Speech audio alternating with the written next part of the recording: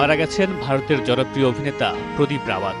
ক্যান্সারের সঙ্গে দীর্ঘ লড়াই শেষে ৪ আগস্ট সন্ধ্যায় ৭৪ বছর বয়সে শেষ নিঃশ্বাস ত্যাগ করেন তিনি।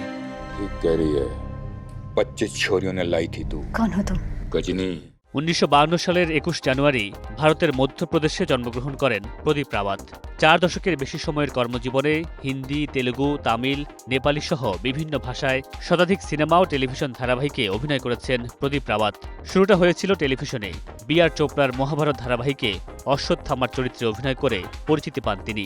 এরপর আসেন বড় পর্দায়। ৯০ দশকে অগ্নিপথ, কয়লা ও মেজর সাবের মতো সিনেমায় অভিনয় করে বড় পর্দায় নিজের অবস্থান শক্ত করেন।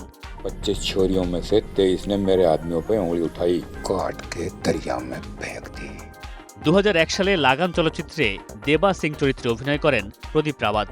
এরপর ২০০৫ সালে গাজনীতিও ধর্মাত্মা চরিত্রে তার অভিনয় দর্শক ও সমালোচকদের প্রশংসা কুড়ায়। চরিত্রটি এতটাই জনপ্রিয় হয় যে ২০০৮ সালে নির্মিত হিন্দি সংস্করণেও এই ভূমিকায় অভিনয় করেন তিনি। দীর্ঘ কর্মজীবনে তিনি Sarfarosh, the hero, love story of I spy, Stalin সহ অসংখ্য চলচ্চিত্রে অভিনয় করেছেন। এছাড়া বাংলা সিনেমায়ও কাজ করেছেন তিনি। অনন্ত জলিলের নেত্রী দ্য লিডার সিনেমায় অভিনয় করেছেন প্রদীপ রাওয়াত। এর জন্য কিছুদিন আগে বাংলাদেশে এসে শুটিং করেছিলেন তিনি, যদিও সিনেমাটি এখনও মুক্তি পায়নি।